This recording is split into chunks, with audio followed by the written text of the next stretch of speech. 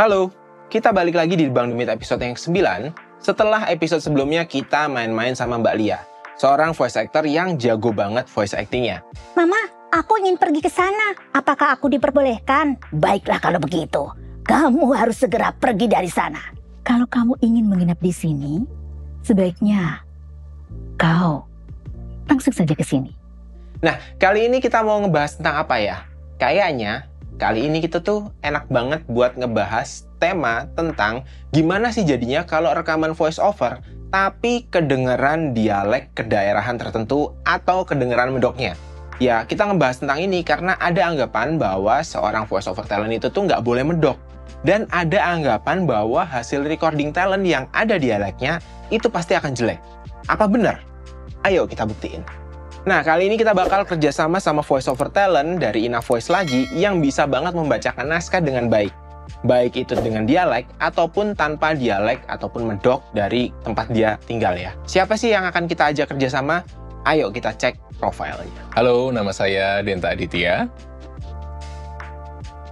Saya adalah seorang sekarang itu menjadi MC dan juga voice over talent dan juga jadi salah satu tim marketing di salah satu perusahaan coklat di Yogyakarta. Kenal pekerjaan voice over karena dulu sebelumnya pernah kerja di radio, jadi nggak jauh-jauh dari dunia ngobrol, ngomong, dan juga take untuk iklan, untuk keperluan di radio itu sendiri. Jadi waktu itu tahu voice over mulai dari kerjaan di radio itu. Berkembang untuk kemudian ketemu dengan teman-teman Ina Voice itu di tahun-tahun terakhir ini, yang kemudian juga bertemu dengan lingkup kerja. Ternyata di voice over itu banyak sekali orang-orang yang bekerja serius di dalamnya.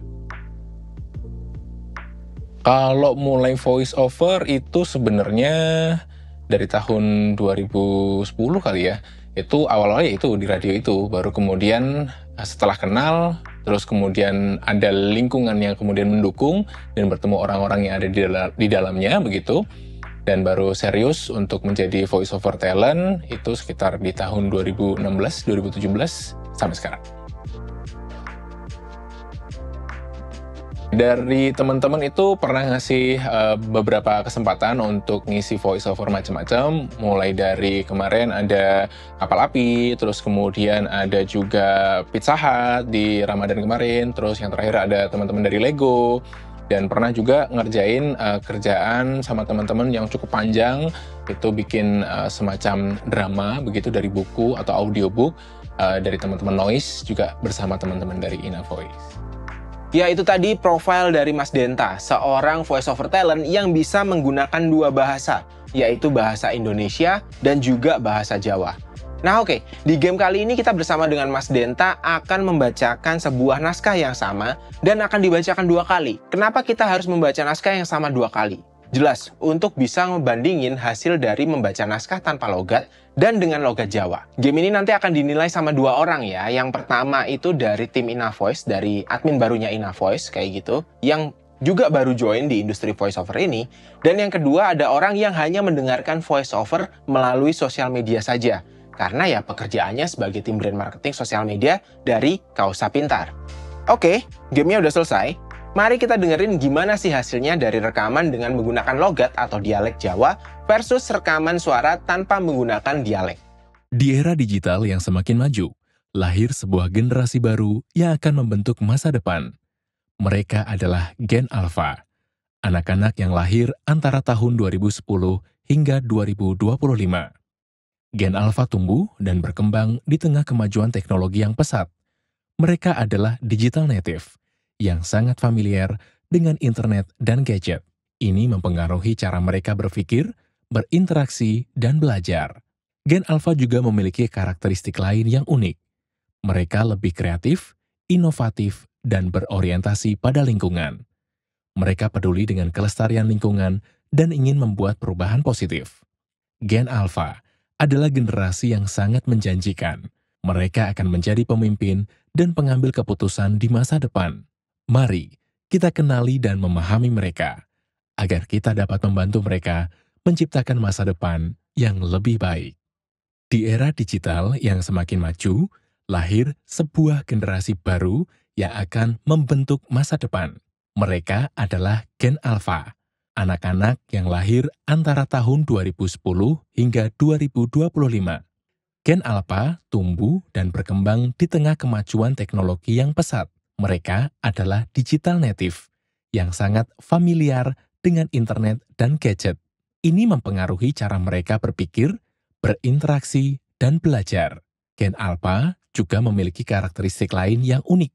Mereka lebih kreatif, inovatif, dan berorientasi pada lingkungan. Mereka peduli dengan kelestarian lingkungan dan ingin membuat perubahan positif. Gen Alpha adalah generasi yang sangat menjanjikan. Mereka akan menjadi pemimpin dan pengambil keputusan di masa depan. Mari kita kenali dan memahami mereka, agar kita dapat membantu mereka menciptakan masa depan yang lebih baik. Halo, kenalin namaku Kavi, aku admin di Inavoice. Hai semuanya, kenalin aku Angel dan aku baru aja bergabung di sini sebagai marketing. Kalau menurut aku bedanya itu ada di logat. Yang satu itu logatnya bahasa Indonesia, nggak ada logat aksen dari daerah. Tapi yang satu lagi itu ada logatnya, ada aksen dari suatu daerah tertentu. Dan itu menurut aku suaranya kelihatan banget. Kalau misalnya itu ada perbedaannya itu sangat mencolok banget karena lumayan kental gitu logatnya. Jadi aku dengerin dua versi nih, yang bahasa Indonesia sama yang agak medok, ada bahasa Jawanya. Jadi perbedaan yang paling mencolok adalah yang pakai bahasa Indonesia itu terdengar lebih formal dan juga mungkin bisa menjangkau semua orang yang ada di Indonesia secara general. Tapi kalau yang medok, ada beberapa kata yang terdengar artikulasinya itu berbeda kayak gitu. Mungkin orang-orang dari daerah lain itu kurang bisa menangkap artinya. Kalau tadi aku juga dengerin suara voice over yang medok, itu ada ciri khasnya dan juga mungkin baik untuk dipakai di brand atau identitas yang memperkenalkan suatu budaya, terutama budaya, kalau yang tadi sih budaya Jawa, karena kedengeran banget medoknya medok Jawa, kayak gitu.